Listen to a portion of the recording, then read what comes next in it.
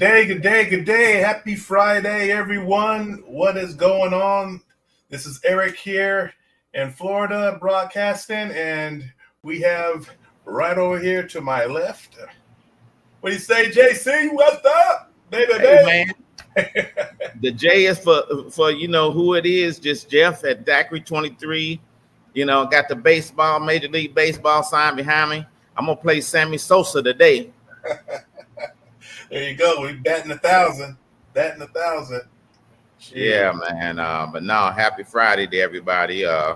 Hopefully we can bring some impactful information today that will make some changes in people's decisions and coming to Panama, meaning in a positive way.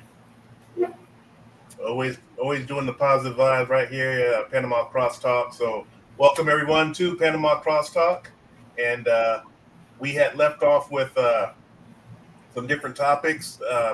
Today's topic, what do you say? We're gonna get into what's your why?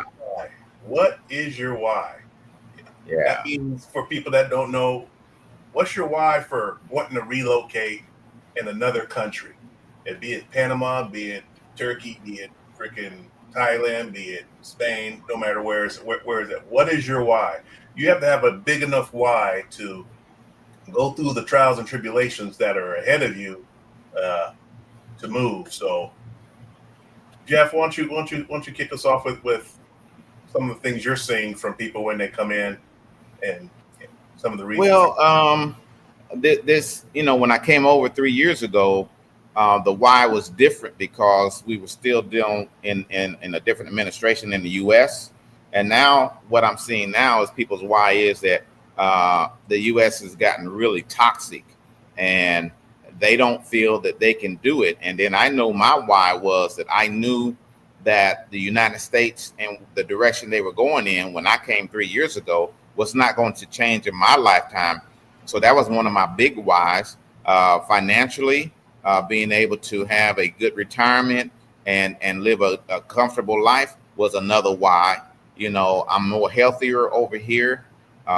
Just naturally was another why for me.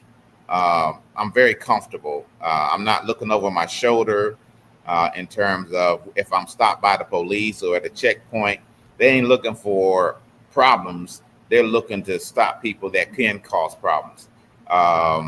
So the why for me was I love the climate. I love the ability to have the free zone here, the canal, the only one basically currently in the world that you have some uniqueness to Panama.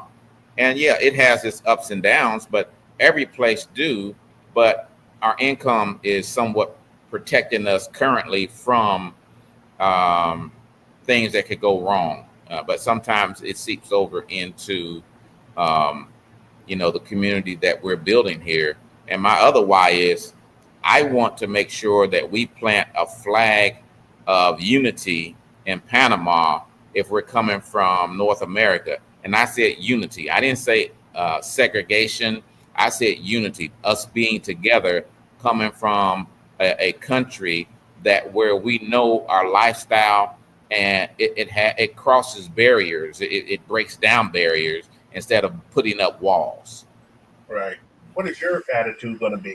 In the future? I mean, what is it right now? I mean, because we was talking about some of the toxic environment. Some people are bringing all that kind of down to Panama, and it's not working out for them too well. You want to touch on some of that? Well, me, I'm living on a double-edged sword because True. Yeah. Me having a personal life and having a business life, it cuts both ways. I'm not a perfect person, but sometimes, the two get kind of mingled together and the expectations are, okay, personally, it's easy to judge someone who's doing a lot of things. And it's harder to judge someone who's doing nothing, but I don't shy away from being in the spotlight of people being judgmental or, being judgmental to the point where they don't even have any thing but what they see in front of them to judge. So they don't know Jeff the person. They just know, oh, I see the business that this particular person is in. This was not a dream of mine. So it was just something that came up along the way. And I'm more wanting to help out in the community versus profiting from it. But yeah, there's an investment side of me. But just like what you were saying, uh, what I'm experiencing is the negative and the positive. But what I do know is that going forward, the positive definitely outweighs the negative. There's a different breed of people coming here now with a different expectation of what they're coming for. Um, they're retired, but they're still willing to, ready to live life. They're not coming here to die. They're coming here to continue to live. And I see some people living here as a tourist lifestyle. And then I see some people saying, I'm trying to settle in and not really live a tourist lifestyle. So I'm seeing both sides of it. And I'm like, I get it. You're coming to enjoy the last chapter of your life, but it's really the beginning of a new book, not the last chapter. So you're starting over. You have an opportunity to start over and cleanse your mind from the toxic environment that we come from, and get that out of your system, because that's not something that you need to come here with. Nobody's here judging you for any other reason other than who you are today, not who you were, but we are being judged for how we are conducting ourselves, in all facets. When we go looking for real estate, when we have these expectations of, this price, that price, and our attitude is starting to change how much we pay for things like, the immigration services that we are paying for, the properties that we're leasing or buying. Now those prices have gone up because now we're at risk, because we'll move in a place and 2 months later and move out for several reasons, but that increases those prices. And people are not understanding that even though it may increase it on the surface, you're still able to make the adjustments and say, hey, this is what I'm willing to pay. If you're not willing to accept that on a 12-month term, then I can find some other place, because these places are swamped. Panama is swamped with empty apartments, condos, and properties for sale. So, if your wife is coming here to live in a house, it's not Panama City. It's in the interior of Panama. Interior doesn't mean inside of Panama. That means outside of Panama. Yeah. If you want a house, that's pretty much where they're at. There's some nestled here and there between buildings, but pretty much the main part of the city is high rises, or even 8th-floor older apartments in Panama that may or may not have hot water, may or may not have AC in the rooms. I mean, that's the fact of it. So I mean, according to how your lifestyle and what you want to have, you're going to be paying a premium in the city areas. I mean, now you can go outside of the city areas, which is like anywhere from 10 to 20 minutes, and you have plenty of neighborhoods all around on the outskirts of Panama City that you want that house living, and you want the 3 bedrooms, yard where you can do your thing. That's available, but you're not going to be within walking distance to certain neighborhoods in the San Francisco. There you go. You just said something there. You said a mouthful. You're going to need a car or a truck. You're going to need some transportation. Yeah. So I hear a lot of people saying all the time, oh, you can do Ubers and this and that. But I can tell you one thing, with being out in where my brother stays out there in Villa Lucre, sometimes you want that convenience. Instead of waiting on an Uber, you can just hop in a car and run down the store yourself. All the times I'm running down to Costco or El Cangrejo or something, and you're doing Ubers or you're doing the train. Yes, I use those. I use both of them. But how nice would it be just to hop in? I like my independence. I like to be able to, and I enjoy driving. Some people may not be able to handle the city traffic and this or that, but you know what? That's just my game. I blend right on in there and get on my horn the same as they, and then bogart on people and not let them. We can do that. But you have to be prepared to drive like that in a city like this. So if you're coming from a small town area or out in the suburbs or something, and you're not used to traffic, then that's probably going to stress you out a lot. So leave it to someone else and take an Uber or take transit. But the train's available. They go all the way out to the outskirts in the neighborhoods where you can get on and just and even if you do have a car and you want to drive to where a train's place is and park in the parking lot of a do that. But yeah, you're gonna need a car if you want to truly have some independence. I mean, some people are used to not having one. If you live in Chicago or New York, or you coming from these cities where you've always took metros, then you're gonna love that. You continue to keep doing that. But so let's jump over to the cost. Let's come over to the income. Let's come over to what your expectations are and what drives prices up and what drives prices to where it's negotiable. When you come over here and used to living in Los Angeles, Dallas, the bigger cities, and you know that you've been paying over $2,000 a month just to rent something. If you come over here with that particular mentality, yeah, it's available, but it's not necessary. Maybe necessary for how you want to live, but it's not necessary to come and pay that kind of money, especially first landing. I'm not saying Airbnbs is the way to go, but you can get a 3-6 month lease on a property in an area or a building that you like. But at the same time, it's not advisable to come over here looking to pay $3,000 a month because you're used to paying more than that back in the U.S.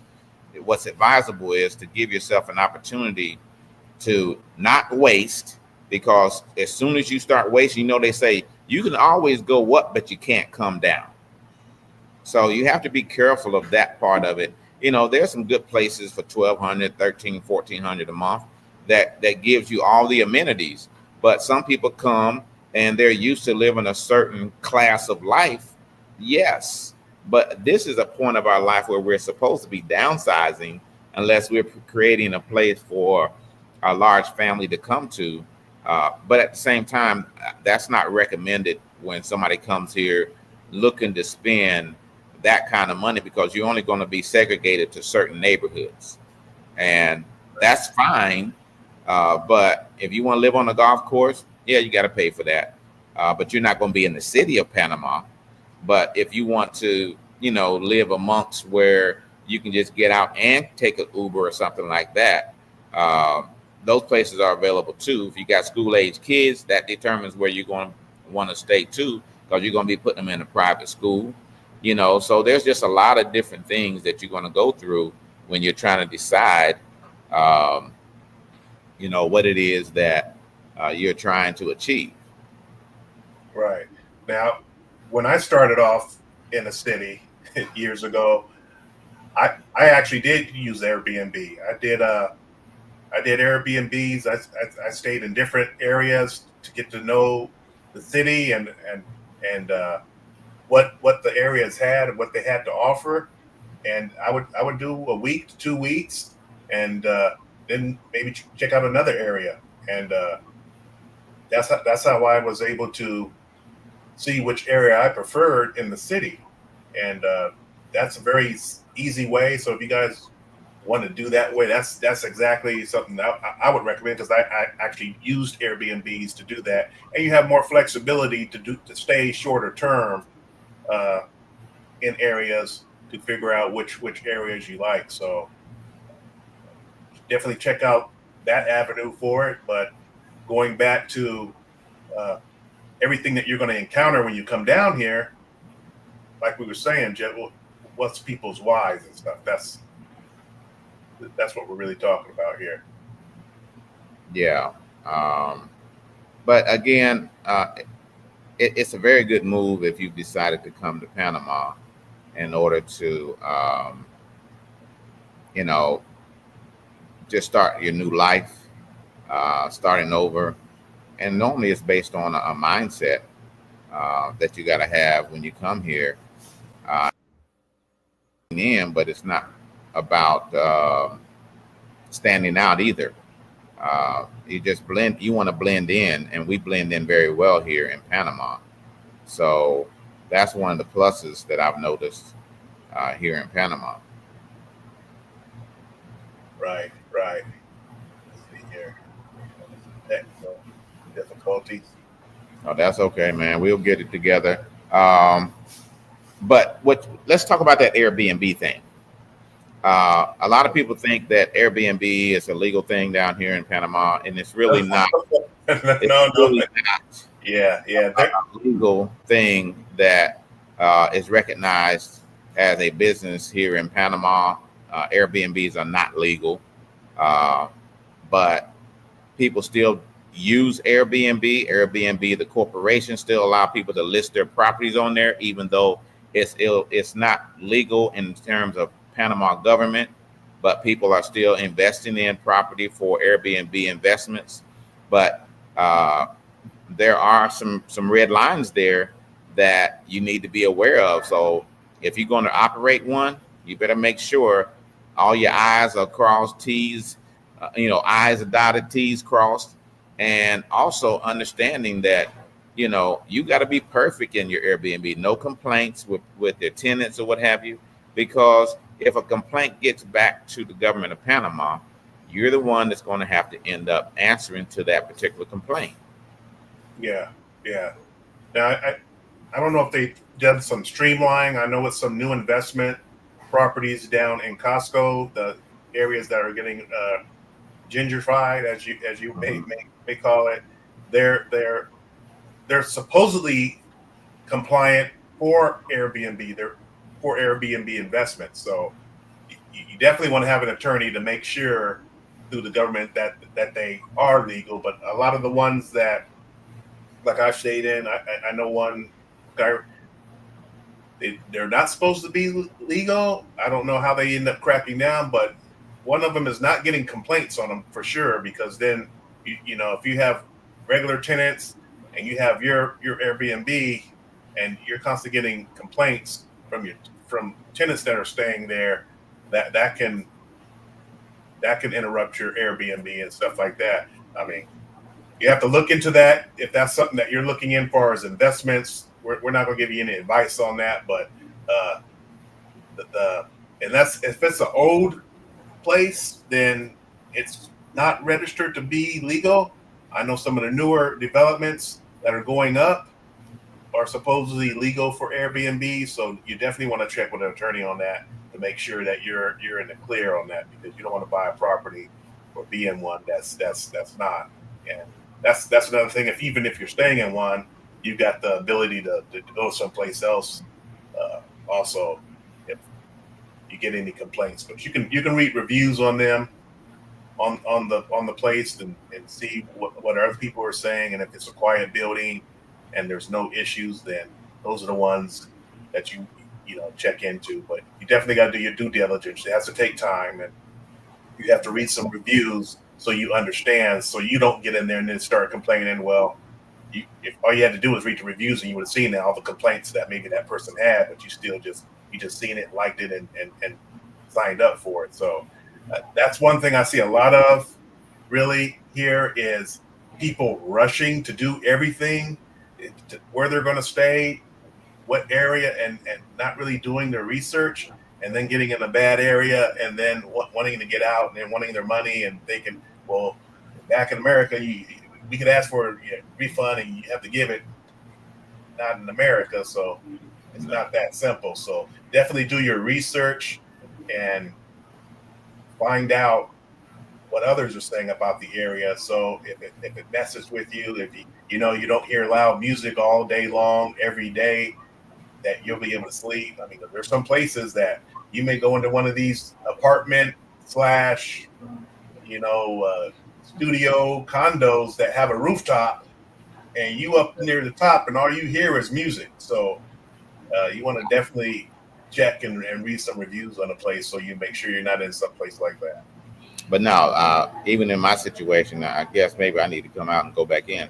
But even in my situation, there's somebody that comes every weekend below us that basically parties all night long to 6 a.m. in the morning. And they allowed, and they've said in Spanish, I don't care. They just have to deal with it. They just don't understand that I can call the police and let them deal with it, and then they'll have to go and leave and go somewhere else. But I haven't done that. But this is every weekend. Yeah, yeah, yeah. And they just don't understand that if I wanted to call the police, I could, because I'm the tenant, you're not. Right, right.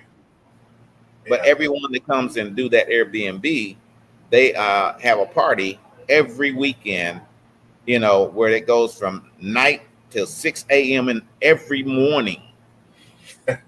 yeah. I don't know if it's a Fonda or what. There's a place right across the highway uh, from from my brothers that early Saturday morning. You hear the music all the way until late Sunday night. I mean, that's Yeah, what they do, and yeah, you got a whole neighborhood that they're used to it. I mean, that's what goes on. It don't never stop. It don't stop. So I mean, even in the rain or something, the only time it stopped is when the power went off. You yeah, heard everyone, and you heard literally all the people over there. Oh, and then when the yeah. power came back on, yeah, and then the party continued. So I mean, that's part of the lifestyle. So if you're coming over and like, I'm gonna, sometimes you're not gonna get any Yeah. results if that's you. So I mean, you have to go with the flow with that, and it is what it is. It's Panama. Let's jump ship real quick, Eric. I want to jump ship because we talked about something before we came on that's very important, Okay. about what you need when you come to Panama, or what you need before you get here. You need to download WhatsApp. That's the number one app used in Panama. You got to download Uber app to make sure that you're able to use and effectively how, and make sure you know how Uber works, Right. because some people come here and don't even understand. They've never used it before, and now they're here alone and they don't know how to use the Uber app. Do that before you leave the United States. Get your account established before you leave, and that way it's already established. When you get here, you just tie in the Wi-Fi or put a SIM card in your phone, and you keep going. So these are some things that we really needed to talk about before we close out today. Is what do you need before you leave? Get your Uber app downloaded, have somebody sit with you and show you how to work it, how to read it, how to pick your driver based on the size of the car, based on everything that you're going to need. If you got 10 pieces of luggage, you're going to need an extra large SUV to bring your luggage from the airport to where you're going to be. You got to know all these things in advance so that when you get here, you can order the proper vehicle on Uber. We're basically wanting you to succeed. So do this before you leave. A lot of people don't use WhatsApp, but you need it when you get to Panama, because your lawyers operate on WhatsApp. Everybody, when you want to order food, it's WhatsApp. Everything is WhatsApp, WhatsApp, WhatsApp. Whatever you're using in the United States, it's not being used in Panama. So you Yeah. got to be prepared for the Panama lifestyle and the things that are being used here, versus coming here and then say, oh, I don't have that. Oh, I don't have this. So especially your payment method when you actually get in an Uber. You don't need to try to set that up here. You need to make sure that's established when you are in the US. Right, right. And one of the ways you can actually do that is set it up while you're in the U.S. Use it. Go on a little trip to down the street, going somewhere. Use it. Know how to use it. You connect it to any debit card. Use it a couple times with WhatsApp. Set it up. Add your friends and family, and start using it over there, wherever country you're in, so you understand how it works. So when you come here, you're not rumbling and fumbling trying to figure it out and having the stress of being in the airport and everything going on. And as far as having cell phone service, you can do Google One, which I wouldn't suggest because I tried them out there and it drops a lot of places. Or just go and you can do eSIMs. There's plenty of companies that you can do eSIMs.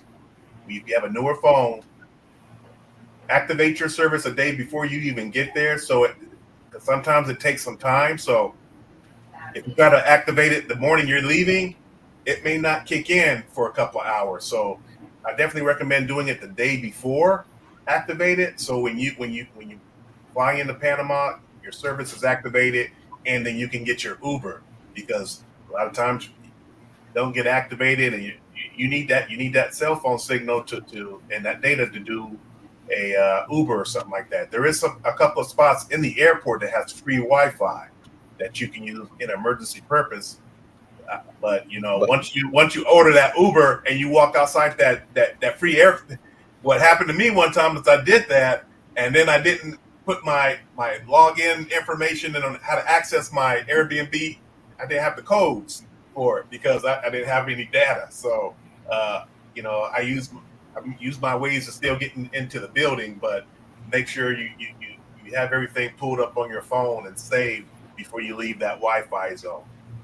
well, not only that is that once you get to the airport, you need to make sure that your carrier is going to allow you some time to get acclimated into Panama before you change over and get that SIM card or eSIM. You got to make sure your carrier is going to allow you so many minutes as soon as you hit the ground, so you can still communicate, so you can still order an Uber. Because once you get outside of that airport, there is no Wi-Fi. Or sometime before you even get outside the airport, there is no Wi-Fi. So Right. You're trying to order an Uber, you're not going to get it. So those are just things that you need to know. Google Translator. Learn how to use Google Translator, because most people that you're going to be communicating with is not American. Everybody in Panama is going to translate to you in Spanish if they're from Panama, and you got to translate that message into English, and you've got to translate your message from English back into Spanish so that you can communicate with them. But you're going to be doing the bulk of the work as far as translation in the beginning, because they're not going to say, oh, you're from America and we're going to send it to you in English. No, that's not how that works. They're going to send it to you in Spanish. And so you're going to work your tail off translating theirs, reading it, and then you saying yours in English and translating it back into Spanish, and making sure that you're saying it correctly. Make sure your spelling is correct, so you're translating the right message back to them, because Google Translator will change a word on you, and that changes the whole topic of what point you're trying to make. So these are just pitfalls that you'll come into that you need to know coming here. That be prepared, be patient, and verify everything that you type is what message you're trying to say in English, so you can translate properly into Spanish. And Spanish is from Spain, not Panamanian Spanish. So the dialect is different. So they're going to take certain things. It's not going to mean the same thing that your message is trying to get across. So they're sitting up there saying, okay, I don't know why you're asking me this question this way. Yeah, So there's just a lot of different. It's called Castellano. It's a former style of Spanish. So you get that in that region in Panama. Of course, if you know the history of Panama, you know the Spaniards once had it, and so on and so forth. But yeah, definitely know how to work your translator. There's a conversation piece on Google Translator that you need to be hitting, so then you can go back and forth, but definitely verify what's being said there. And if you can get a SIM card in the airport, they run around $40 to $45. But if you can get in the city, you can get a card for like $5 for and a SIM card for way cheaper. So those choices are there for you, but definitely utilize those apps. Have them already preloaded on your phone. Use it. Use the Uber. Learn how to use that, because that's going to be your friend now. Definitely don't recommend grabbing a cab, because the moment you pick up your luggage, after it goes through the last screening, you walk around that corner, you're going to be bombarded by taxi drivers wanting you to go here and there, and then you'll definitely pay a higher premium just to get inside the city. So make sure you can utilize Uber, know how to use it, know how to use your WhatsApp. Let your family know that you're on WhatsApp, so they know how to get hold of you, and make your first trip here enjoyable, opposed to being stressful. And definitely stay long enough so you can get acclimated to the country. So let me go ahead and try to get this closed out for both of us. I want to make sure that people understand that we have a one source, Panama Welcome One Source, every Thursday, the first Thursday of every month, where they come and they meet and greet the health providers. The different hospital representatives are here. The immigration lawyers here. Real estate agents, licensed agents are here. You know, someone to speak, a professional about schools. If you have school age kids, physical therapists here.